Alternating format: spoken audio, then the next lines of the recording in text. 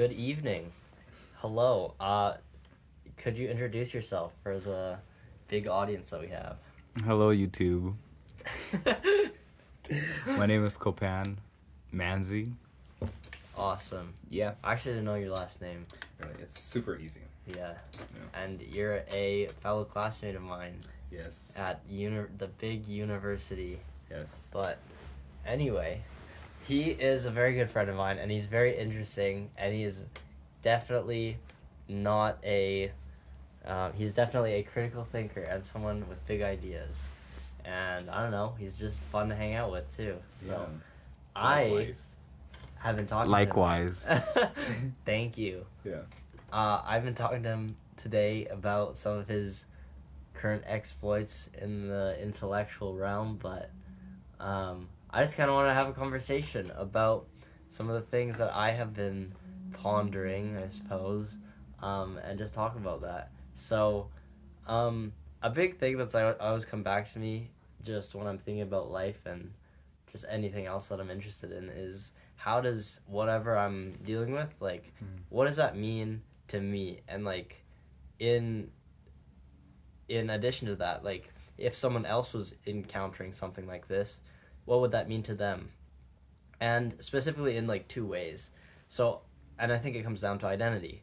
And so my definition of identity is, or, like, the way I'll be using the word is, one, it's the things that we do. It's, like, everything that we do that can have meaning to anyone else. So whether I'm chose to take my dog for a walk and people see me walking my dog, that very subtly shapes my identity. Or if I'm reading a book and someone sees that book, that very subtly shapes, like, who I am and, like, the image of myself.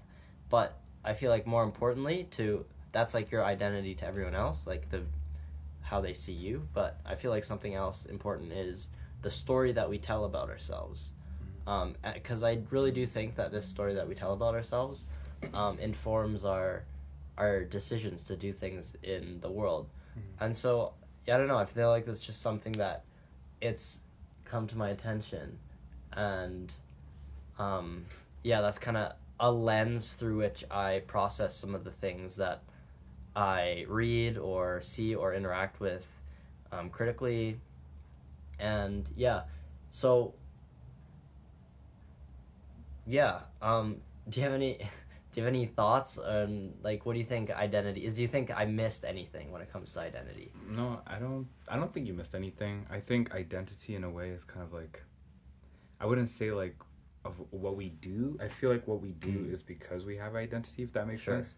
It's like, I guess what we do is the end product of who we are. So like, if I'm per se, like, I'm Christian, so God says that I am his child, right? And in that, God invites me. If God is love, he's a spirit, right? That means that everything that I do is out of love, if that makes sense. And if he invites me into, like, to learn about him, like, if I'm next to a being that's like,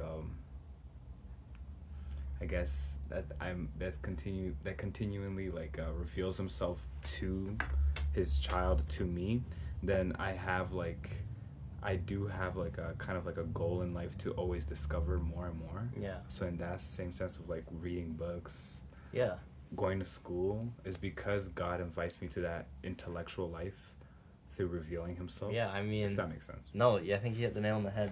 Two things. I think you're right. I do think that what you do is, like, comes exactly from how you look at yourself in relation to everything around you, and, like, that's a story almost. It's like, exactly. Yeah, and, like, when, like, Christians talk about that, you say you're just you're putting yourself into this grander Christian story. Yeah. And I think that's really important. And I think you're exactly right.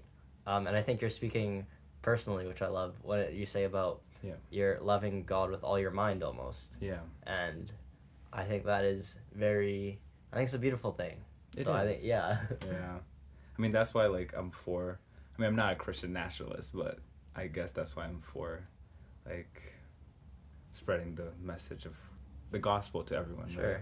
Because, that's something that I've, like, had a really big hookup with, I guess, is that, like, just because of, like, the bad rap that the Bible gets and stuff. Yeah. It's like, where is evangelism in all this? It's like, you have this message and you have this call to living that is,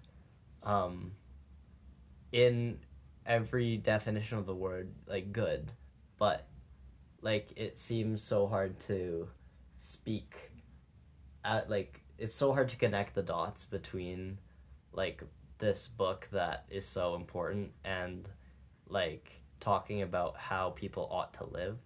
And that, like, that's where evangelism comes from, and it gets a very bad rap throughout history and in just like modern culture. But I don't know, I came to the understanding that, like, as long as you are true to your, like, honest reading and, like, honest in that, like, it's very okay, I'm gonna go on a little bit of a tangent here. Okay, no but problem. So in Romans specifically, it constantly reinforces the fact that if something that you are doing is for the sake of yourself, then it is most likely wrong. Yeah. And so I think Romans always calls for the, like, for you to be the person to take the responsibility of being wrong on yourself, rather than looking at the other person to find what's the problem in a relationship or in a conversation or something like that. So if something is happening where you're trying to talk about the Bible and something comes up that is problematic, I think that you need to criticize your interpretation and I think you should, like, tell the truth about, like, what you think, but I do think that before you have those conversations, you need to have this relationship with the Bible in which you're criticizing yourself and you're the one who says, okay, I'm reading into this myself and I am trying to get into this, like, ethic, this transcendental ethic that tells me what is good and what is bad. And it should not be yourself that is creating this. The whole point is that it is, like, transcendental and not part of your creation. So at the end of the day, whenever you're talking about, like, modes of being and, like, faith and stuff like that, it shouldn't be a problem. You shouldn't have anything to be ashamed about. Because if you're doing it right, you shouldn't have anything to be ashamed about because it's not coming from you. And that's kind of the idea behind it, and how, like, no matter what, you kind of have justification for what you're doing as long as you're being honest to yourself and you're turning the other cheek and you're finding the log in your own eye. Exactly, and I think that's really well put. Like, I think that's what even everything Jesus fights for. Like, even, like if you do die, like, the whole, like, martyr thing, like, if you do die by the hands of people who are persecuting you for your faith, just for living an honest life, it's not really on you, if that makes sense.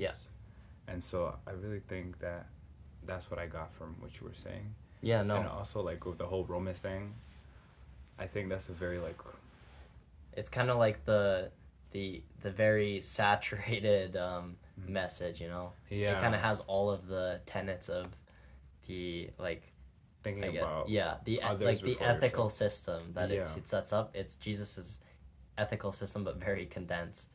You're right. I think the key thing that you got is, like, living an honest life.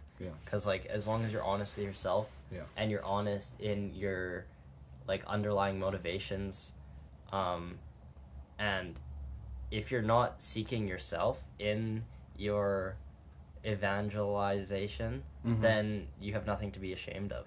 And in persecution as well, right? And it'll be more fruitful. Exactly. You know? Like, you don't have to, like, convert someone on the spot. I don't kind of like the language convert, but like, you don't have to like persuade someone, because that's what we're basically doing when we're preaching the gospel. But even to just, like, have a little seed in someone's head. I agree. And of course, this is something that I've been, like, wrestling with this for, like, years, but which exactly? Oh, just like evangelism and Okay. like how that fits in with like because it has been a problem. Like it almost seems like more of an issue Okay. than like its product, like what it actually does. Like it seems like it does a lot of harm. Yeah. But then again, like Yeah. that's also just part of my personality. Like I'm just a passive person, Mm-hmm. and I feel like it comes from like a childhood of being like, oh, like no, my friends are gonna go to hell and suffer if I don't like do this, and then I Yeah. have like shame that shouldn't have been there, and like Yeah. the problematic things that come with like dogmatic ideas. Yeah. I feel like I've always experienced it, but I think it's because you were raised in an evangelical place. yeah, right? yeah, totally. Like right? we're so fixated on, oh, if we don't, preach the gospel to people, then they're gonna go to hell. When it could be so easy as like, how so your friend who doesn't believe in God could look at your life and be like, okay, what's so different about him? Like, you know what I mean? Like, I really believe that your actions do speak louder than your words. Yeah, exactly. And it's like the Spirit, the Holy Spirit, which is characterized as like the goodness, like the inherent goodness and everything. And me personally, I'm not gonna get sidetracked, but like that spirit of goodness, like biblically, is working in everyone. It's just a matter of whether it is recognized religiously. That it's true. They taught us yesterday. Look at us go. Yeah. But yeah, he would be proud. Dr. Koo. So true. I don't know if I'm allowed to say his name here. Anyways, no, we're good. No, so like you growing up in an evangelical place where like, just like even the whole North America, like they really like emphasize on preaching the gospel. Yeah. When they do it so wrong, and of course there are those who don't want to preach the gospel. Yeah. Who think that you'll be elected for it. Mm-hmm. So I feel like there's just like swinging the pendulum on like the other side too much of that. I feel like I've seen that a lot in North America. Yeah, and if there's anything like that I've learned like growing up in the North America church and just like being in those circles, it's that like it's that really it's not a sign of goodness if you like proclaim that you follow through Jesus, because like at the end of the day, like you have the opportunity to claim that and then just ignore everything else, right? And like I think that's one of the other problems of like looking at this like through a soteriological lens is like if you think that you're good and you've got a place in heaven, you're just gonna get lazy in life. Yes, exactly. There's no motivation to do good works in the world. There's no motivation to be useful. Yeah. Like there's like you kind of just sit there in your bubble and just say, it's just kind of like a drug. Like Christianity is almost like a drug where you're just like docile and you're not doing anything. Exactly. So that we have to find middle ground, because like what was I gonna say? Like you can be too lazy about it. Like, oh, God's got it. And then you also can be like, oh, I must do it every time, every day, every single second, because that's unrealistic. But I was gonna say something, but I forgot. Had to do with like the whole evangelizing thing. Yeah. About how like. Yeah, I don't know. I can talk about that more. Like I could talk about that for a long time. No, I just had something specific to say. We'll come back to mine. Sure. Well, yeah. So like for like evangelism, I feel like these statements are based off of like very archaic ideas. Like the idea of a eternal conscious torment, like that came up in the medieval times. Like that's not even something that like the Jews that were hearing Jesus' word were even thinking of. Like in the same. Remember. Yeah. Sorry, we'll get back to that. Yeah, go. But it was just the whole like, what like growing up in like my own church. Of course, yes, we are Pentecostal. Yeah. And even like growing up with like in white churches as well, like they were talking about how when you die, like I've heard this thing on TikTok, this like early like 2 years ago or something. They were like the first thing God's gonna ask you is, did you preach the gospel? And I'm like, that's not what scripture says. No, and that's the whole thing. Like this comes full circle. Like that's that's not imposing your own ideas. Exactly. This is you talking. Like to have the audacity to make the claim that your reading of a 2,000-year-old book you know exactly what's happening to millions of souls for eternity. Like that amount of like selfishness has no roots in like the biblical text whatsoever. It doesn't. And it's just like it's useless and it's dangerous. Like these ideas are dangerous. Like look at the Spanish Inquisition, etc. Look at residential schools, right? Yeah. Like it's kind of a problem. Yes, these people, like, I guess in a way projecting their fears onto others. Exactly. And so like and like a lot of people will use you know how the man with the talents. Yeah. They would they would in a way like I can see where they're coming from, but I feel like there's so much manipulation in that where they're like, oh, because you wanted to keep the gospel for yourself, you didn't want to share it. I feel like it has an emphasis on like the bigger picture in that whole story is that man being selfish, and keeping it for himself. And if you are really living you're in proximity to God, and you're living a life like walking in the Spirit, I don't think you can in a way be that selfish. I personally I don't know how you can be that selfish to keep like not just like the gospel but like love from people. You know what I mean? And so like, and that's what people see first. Like it's not like this is some utilitarian world where if only everybody would like look at all of our rational arguments, and like this is kind of the context in like the 90s, etc., that kind of was like, oh, everybody, it's like a problem where we just need to like get the word out there and then people are just going to convert because of our arguments for Jesus and whatever. But like, no, that's not how it works. That's not how it works. It's like, look, we live our lives as best as we can, and we try to show that in the lives of the people that we're around. Exactly. And then through that, the biblical call is to love God and exactly love people. Like, and it's not that deep, right? And like that's where the foundations of like our cultures come from, is from this call to like love another. It's like the Bible to me is the most important to me in letting me know that I am not the only person out there. Exactly. And like I think that has been, when systems get this big and like goes into churches like as big as they are, and it just gets, there's a lot of problems that start to overshadow. Yeah, and there's such like a huge emphasis on number, especially mega churches. Like number in audiences. They don't even call them congregation anymore. It's just audience. It's an audience. Literally, that's what it is to them. To some of I won't generalize for all of them, of course, because I'm a part of that church as well. I love them, but there's just such a like, even like the whole thing about insecure about how many numbers you have with conversion. Yeah, that's what the Mormons do. Exactly. So you have such a like a need to like and it's not of a place of, I feel like it's not of a place of good. I feel like it's from a place of fear. So you feel like you have to compensate by getting so many conversions. Like it's like, oh, I got this one, check mark. Exactly. Like it's like someone's not a box. Exactly. And people are not projects. Exactly. And there's so many people who take years to convert. And you're just gonna tell me like that's you, like, you know, converting someone in like a day is gonna be the reality. And it's not as if that like, it's not as if it's on you as a evangelist to make change in other people's lives, right? Like that's gotta come from that own person. And we've lost this individualism that is so crucial. Like, you are not someone who is like in a relationship to the big other in which you have to change everybody else around you. No, like everybody else has just as much agency as you do. And you need to like, you're not gonna tap into that agency by like having a passion for evangelism. You're gonna tap into that agency by having sincere, truthful conversations in which you speak according to what you have seen in the world.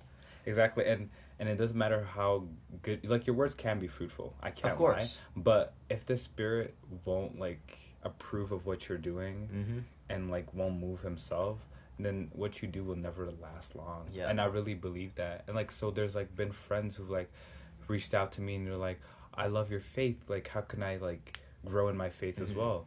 And I give them ideas. I give them, even like, you can be even like the most kindest person. I can be Mother Teresa about it. But it really, like you said, it's up to them if they want to like make such a radical change in their life. And so I really believe like some people choose, I really believe like I see Christians like they choose one to be individualists and one to not be, and it has to do with evangelism too. But I think more in the faith, but people are individual in their faith a lot.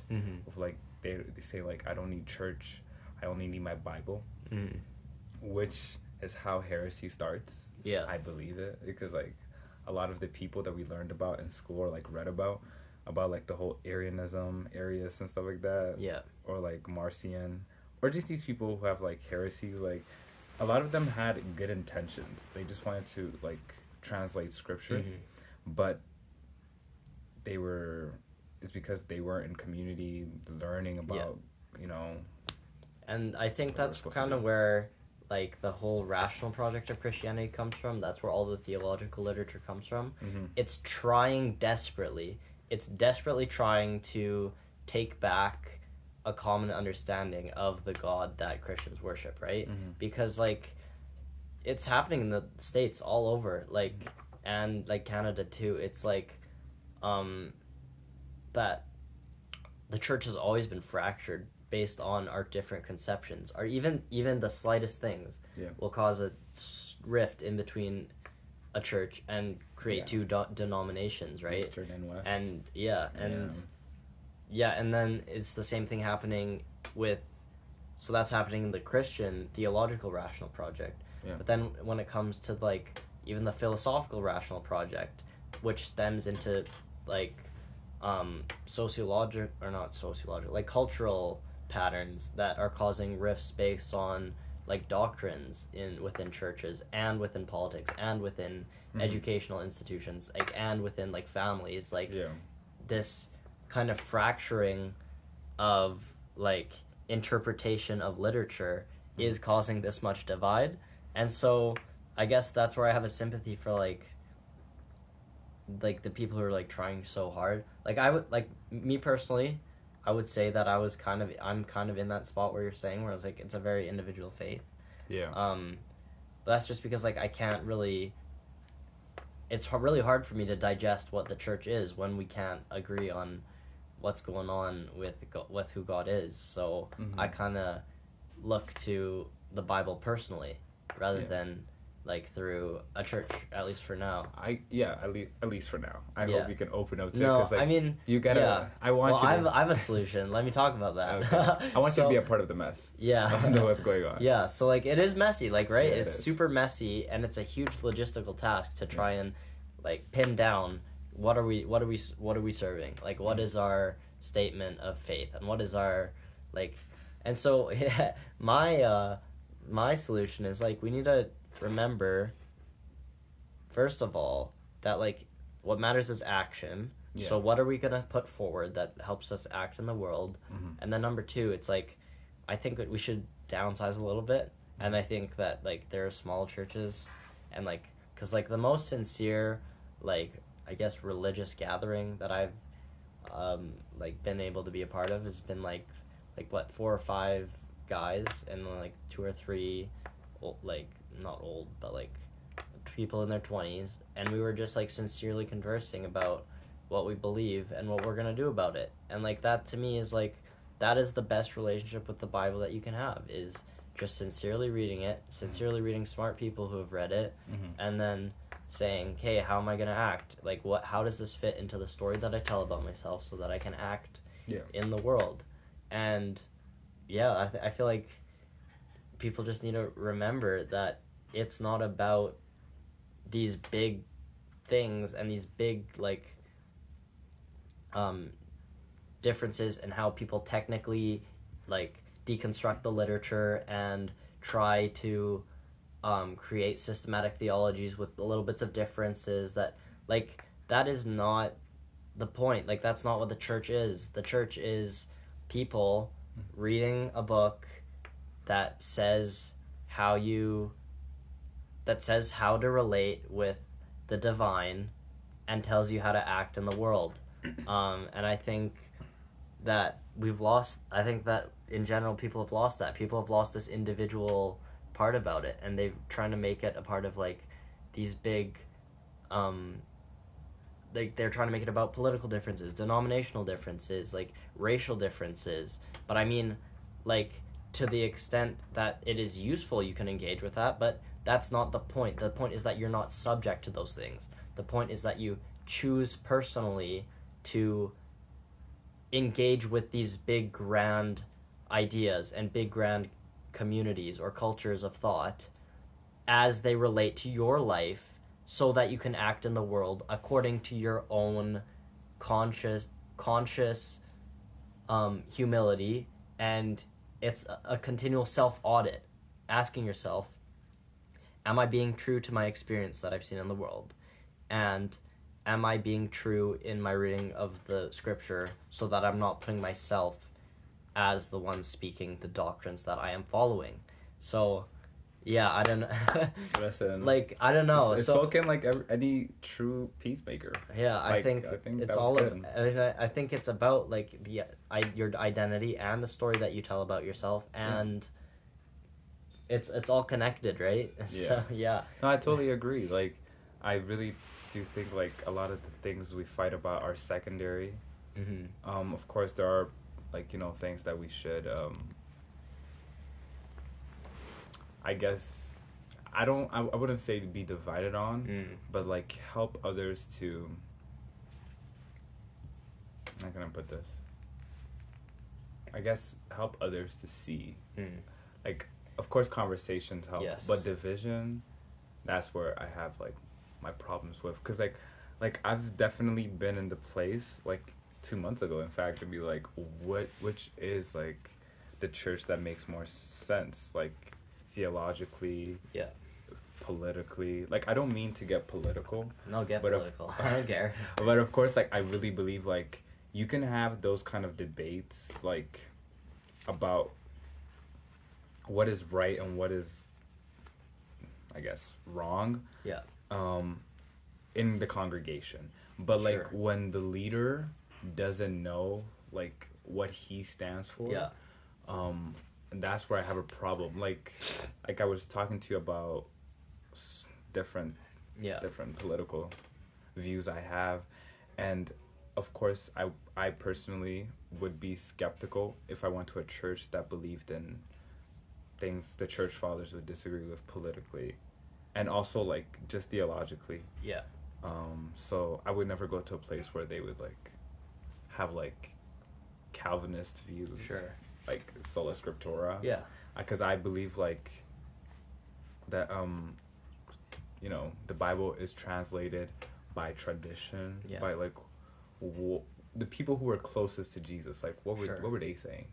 Of course some people may have problems with that, but I really see that with sola scriptura, about like the Bible alone and stuff like that, I feel like that has brought more bad than good, because we've adopted that and we've kind of made our faith really individualistic in that way. So that's what I have the problem with. I mean, I think I do differ quite a bit from you here. I really do think that like religious experience is like the most personal thing, and I feel like if you try to like force it into the structures like of like churches, of big churches and stuff like that, that it's just not it's not as productive. And I think it would have been, I think it definitely has had its place in history for sustaining people and stuff, and like providing this place. And I'm not saying that like the church should be like dismantled or whatever, like I'm not like that, but I think that the church needs to really grow up, because there's too much cultural change happening. And if the church doesn't go about this very carefully, it's either gonna like just become a caricature of the prominent beliefs of the culture, or it's gonna get stuck in trying to answer the problems of the past. And so like if it just becomes if the churches just use the Bible to support whatever political beliefs they believe, then it's useless. That's not the point. And if the people in the churches are still appealing to the dogmas that served the church in like the 18th century, then we're just not going to get anywhere in the contemporary culture. So that's where I think that as responsible interpreters of the Bible, we need to outlive the dogma, and while keeping it like intellectually rigorous. Like, okay, so I would, in saying that, Yeah. I would like to retract my statement about how like I wouldn't go to a church Sure. with like sola scriptura. I mean, I would go because like I definitely do even like listen to teachings of Yeah. Calvinists. So I definitely don't want to make it about secondary problems that we have. So in saying that, like I would go to I would go personally to a church, of course, that has primary beliefs that we agree on, Yeah. of course. But those secondary, like I just don't want to create more division. Yeah. So yeah. Yeah, no, I Continue. think that the way out of this division Yeah. is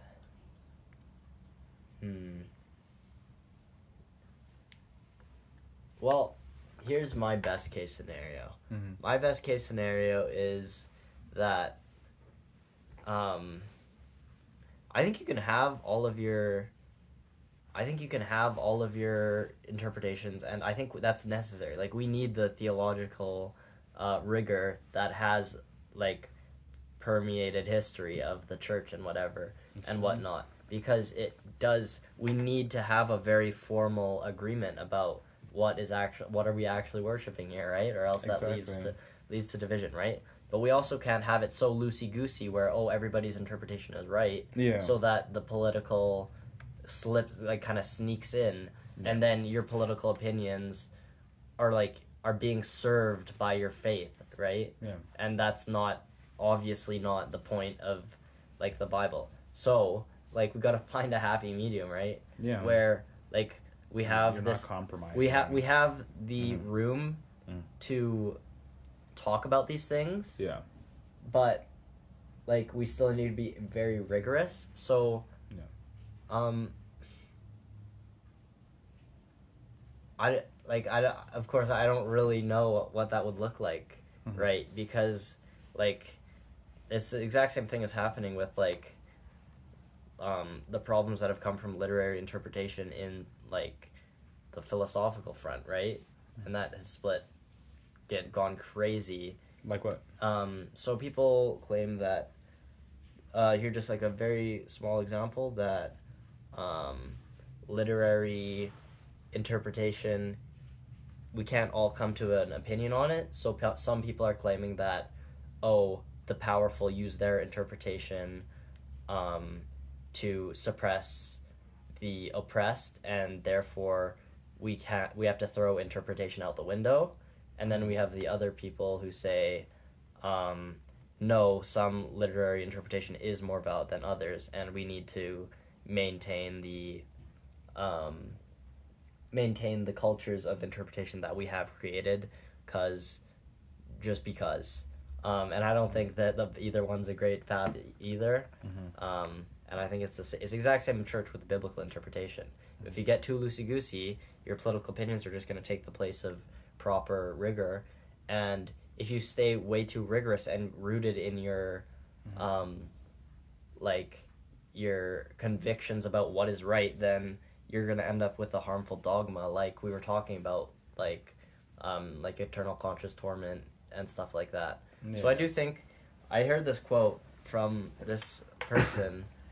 I would love to have her name, but she was a grown-up Muslim, then was an avid anti-religious person, but then she came to the realization that if you don't have religious practice in your life, then something else is going to slip in instead, and that's probably going to be more dangerous than something else. So she converted to Christianity because she recognized in herself that there's nothing that can replace it except for like a belief system. However, that doesn't take away from the fact that dogma is dangerous. So I say that you need to have your conviction with the knowledge that any dogma that you serve might be wrong, because only God knows what is truly right. To your own self-auditing to figure out if it truly is from God or from the transcendental goodness that will produce the most useful individual in the world. Okay, so I think that's where we disagree. Okay. Because I feel like there is dogmas that you should adhere to. Yeah. And okay. of course, like. And I just want to interject. Can they hear us? Yeah. Okay. I just want to interject, right? I don't say that you can't have dogmas. Yeah. I'm just saying that you shouldn't. Okay, maybe that's claim, what I misinterpreted. Yeah, okay, like for example, like fundamentalist Christians, like some of them, they have like dogmas that aren't even like actually. Yeah, but okay. Yeah. For example, I hold something as dogmatically true that every human soul has value, and something else that I have like as a dogmatic belief is that you should not be you should not abuse your bodily functions for your own pleasure. And so like those two things are very useful like for obvious reasons. Yeah. And like but like it's in God's, at the end of the day, like it's like there's room to question that. And I think if you take that away, then you're just saying that, oh, I'm just right, and so you need to have a bit more humility. Yeah. But then of course you can extrapolate that to like every other dogma. Absolutely, I think dogmas are not for like. Of course, I think you would agree with me. Like they're not to like be like, oh, this is what it is because it is what it is. Yeah. Because God said so. Yeah. Like God does, in calling us to an intellectual life, He does call us to ask questions. Like not be skeptical to the point where you're like you're so prideful and like you think everything is just fake. You've gone from an atheist to thinking everything is a simulation type stuff, like going to that extreme. But like to like ask questions. Yeah. And that's why like I don't want to stray from like deviate from what we're talking about, but that's why I always think like pastors, any minister in church like that is in leadership should have some form of education about the Christian faith, especially if you're a pastor. Like you should have like a high education of what people were talking about, of the early Christian faith, on like these conversations that you have, so that when a child comes up to you, because they're asking like, is God real? Like no one's asking you to have like a theological philosophical answer to that, but like at least have some confidence, especially because like they're gonna come back to you when they've like when in the presence of like a philosophy professor, and they completely debunk everything that they believe, and so they're gonna come to you for questions. Yeah. As a youth pastor or like any pastor whatsoever who with like just someone that you're leading is having questions about God. Like I really believe that you should have answers. I'm not saying that you should have all the answers, but like have the knowledge, you know.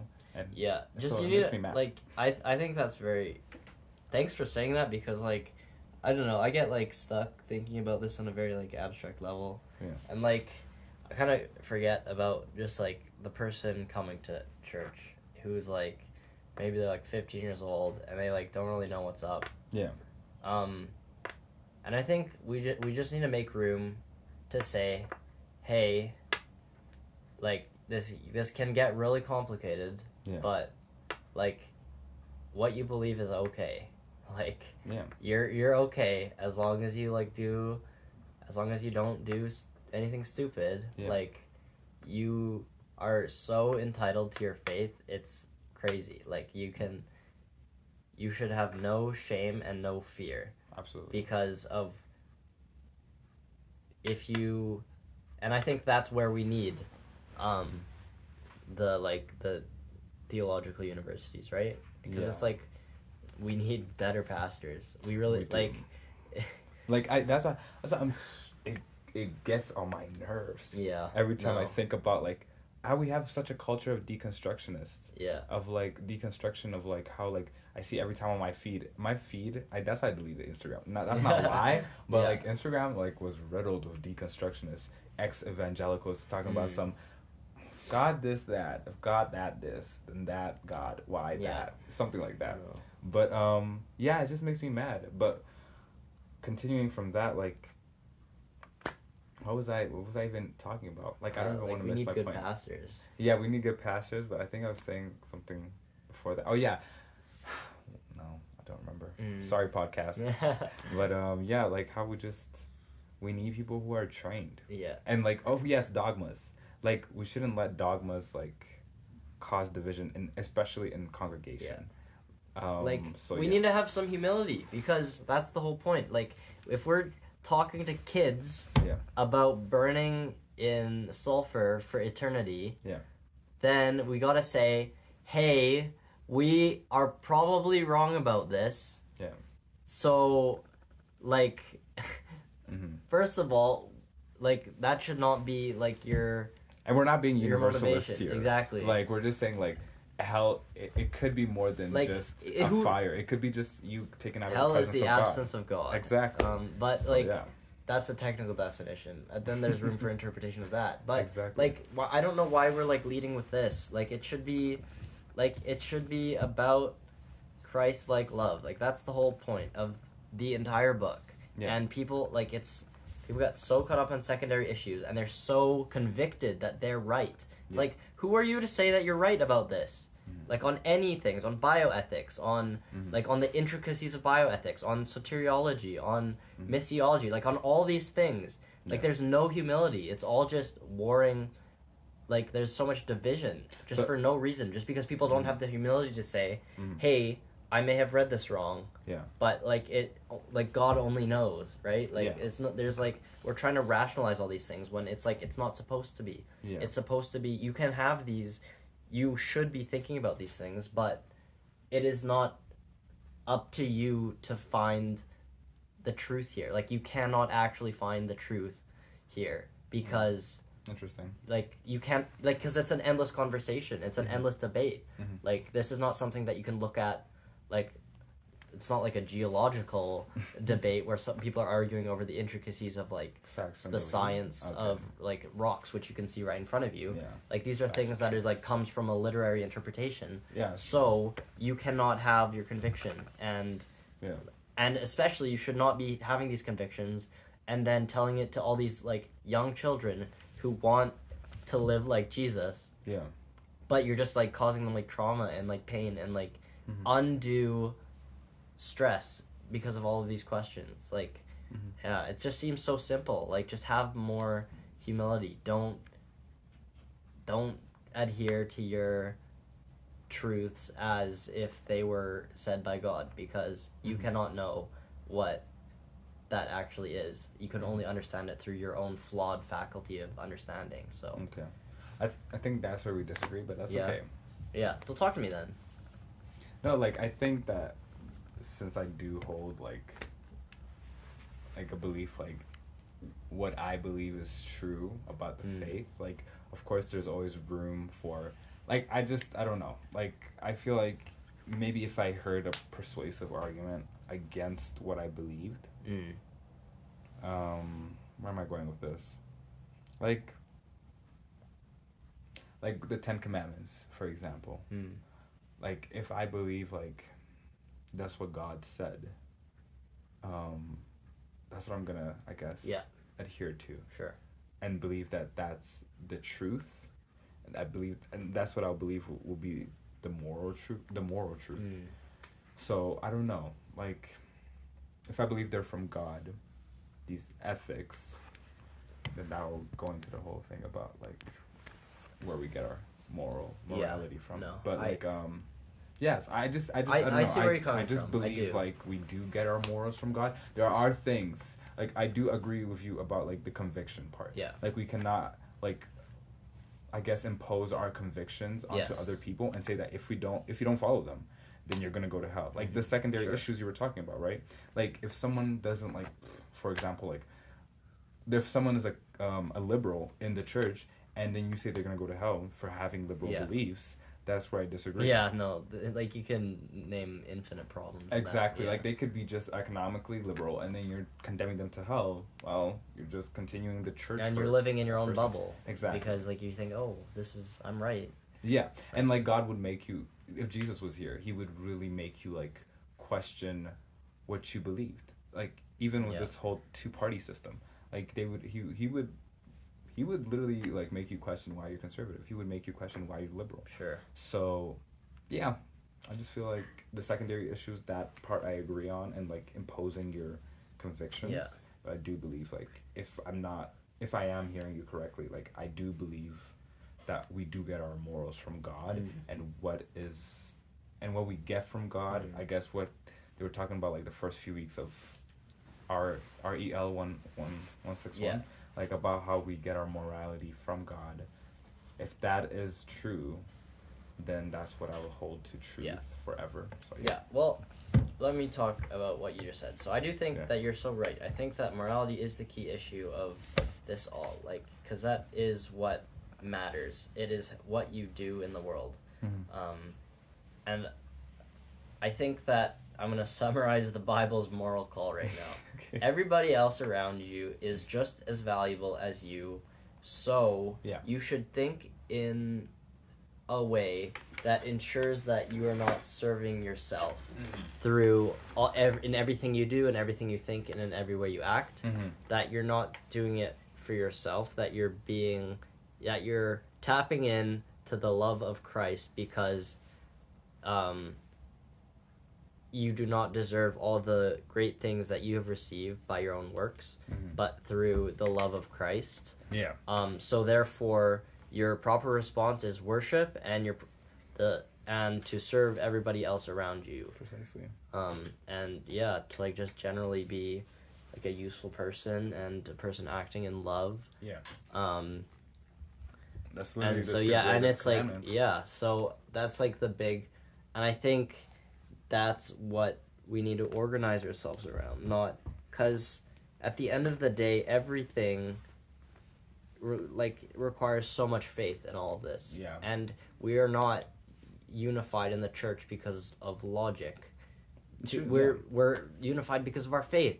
So we need to reclaim that. We need to say, hey, I'm just like you. Not because we think the same way, but because we have faith that someone loved us so much that they died for us, and our only proper response is to worship and to serve people in the world like he did. Exactly. So that is what we've forgotten so much, and I think that Dogma has hurt like that mission so much that like it's worth throwing it out the window completely.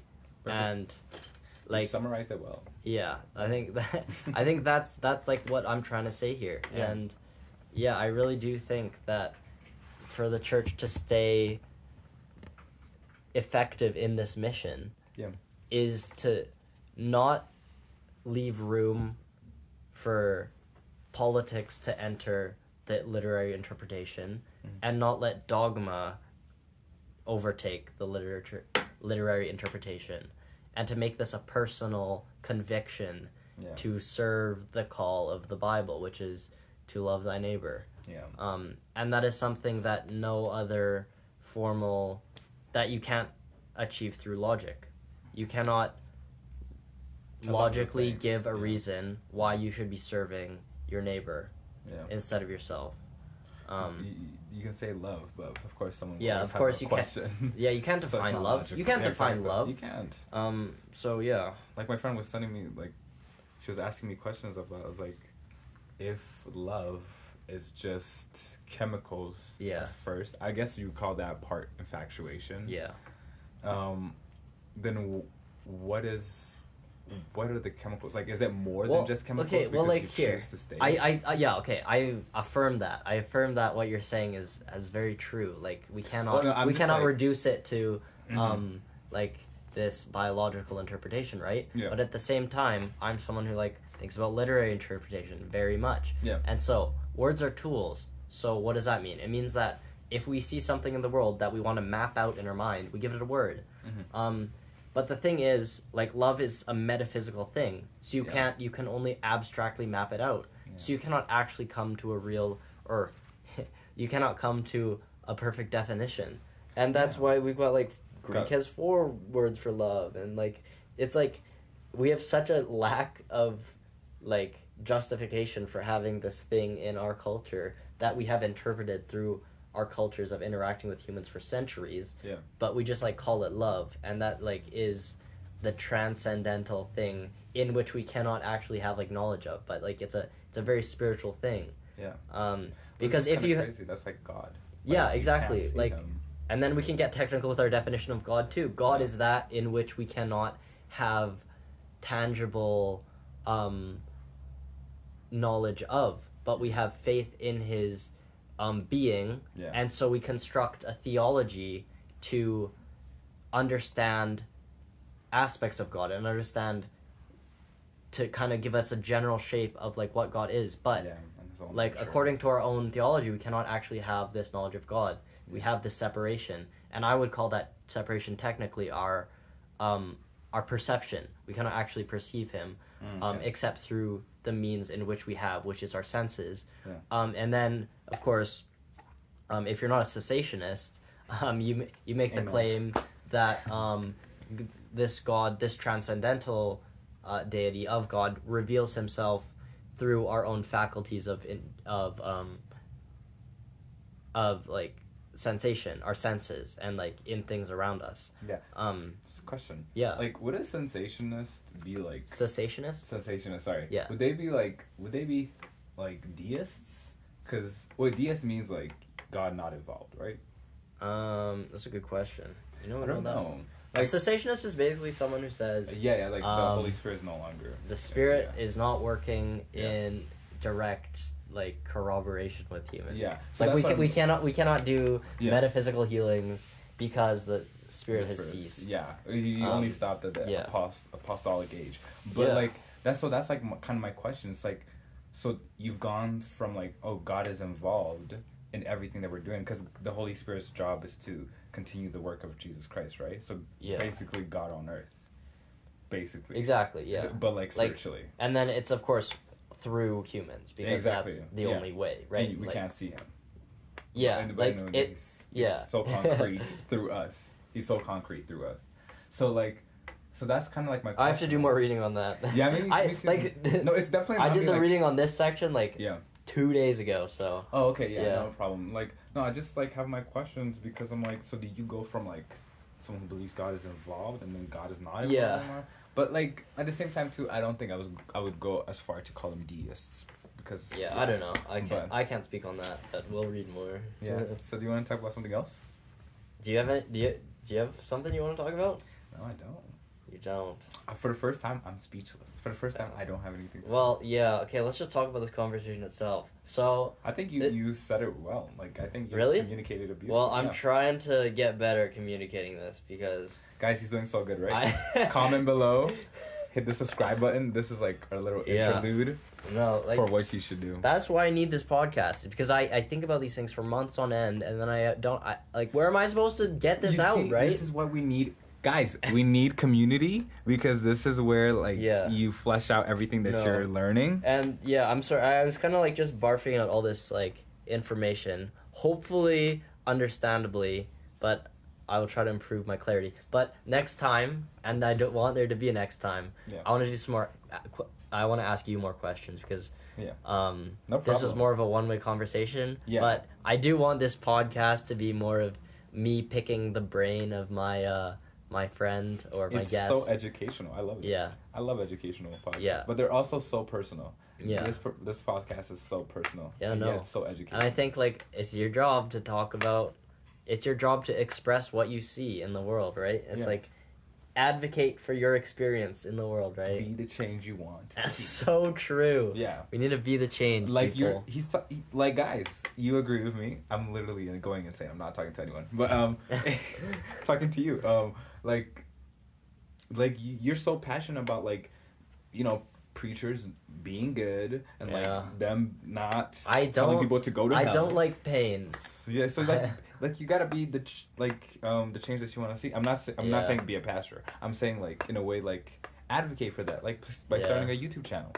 I mean, it's true, but you're doing it. I don't know. The point high five. Point I'm at right now.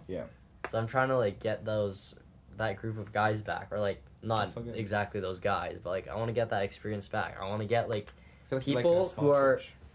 Yeah, maybe something like that, but I Yeah. feel like it was more a small group is what I'm looking at. Okay. And then, like, I'll find it, maybe, I don't know, I'm still talking to my professors about this, about, if, like, finding a church or whatever that would mean for me, or whatever, but Yeah. I'm trying to just find people who are, like, want to sincerely read an amazing book and find out how to live our lives because of it. Right? Yeah, Because like that's what it's all about, guys. Yeah. That's what it is. It's a bunch of people reading a book and trying to figure out what's the best way to live their lives, you know? No, I love that. I honestly was hearing about like Charles Wesley, and is it John Wesley?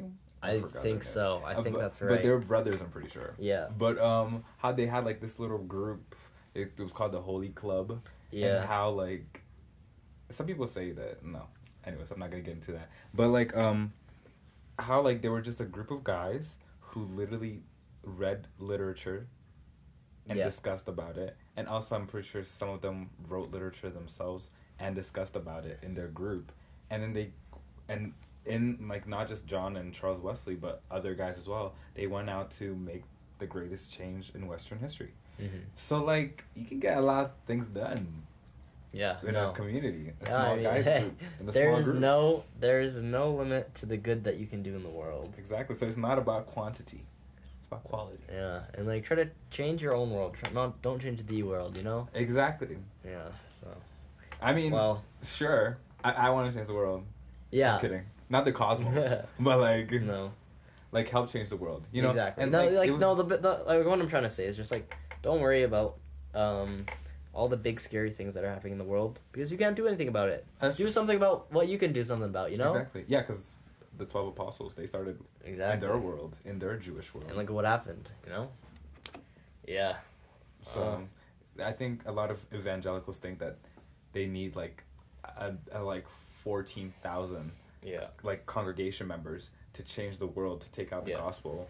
But you just need 3 people. Exactly. And even like with the whole like, oh, we gotta, like a lot of people believe like you gotta preach the gospel. I think even Dr. Coots said this. Like they were saying like how like eschatology. He was talking about like on Tuesday. He was talking about how the Bible says like, oh, when the word goes out to every nation in the world, then that's when God's gonna come. Yeah. But then Dr. Coots was saying like how some people would have like, I hope I'm not like I'm loosely paraphrasing. Yeah.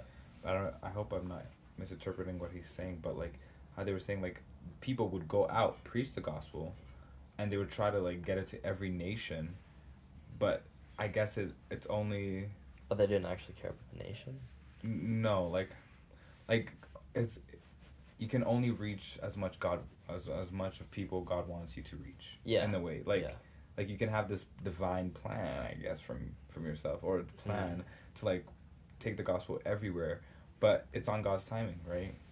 So it's like you can reach the whole world. I feel like with our technology you can, but like it's that whole eschatological like argument, like when God is coming, and so like it's on His time, and He'll want the gospel preached everywhere when He wants to.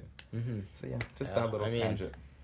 Yeah, and I mean, I think that it's exactly right. It's like, it's not your time. It's not your rules that you're saying that, oh, I need to do this. Yeah. It's the rule that is beyond us that we're serving, right? It's exactly. like... He restrains you. Exactly. It's not us. Like, He like, sends forth don't be message. so selfish and say, this is all me, right? So, but yeah. Do you want to stop there? Like, I feel like that's something cool. Exactly. Yeah, sure. You know, I was gonna say something else, but we can save it for another conversation. Dang. I do think that we can save that for another conversation. Guys, comment below if you want him to say what he's saying. That's hilarious. Anyway, bye. I guess I never close this, but thank you for coming on. Guys, hit the like button. Hit the like button. Hit the subscribe button too. Hit the subscribe. Turn on post notifications so that you will never miss a video. Exactly. He's so spontaneous. Like, you never know when he's gonna post. Yeah. So you need to be on your A game. Thanks for coming.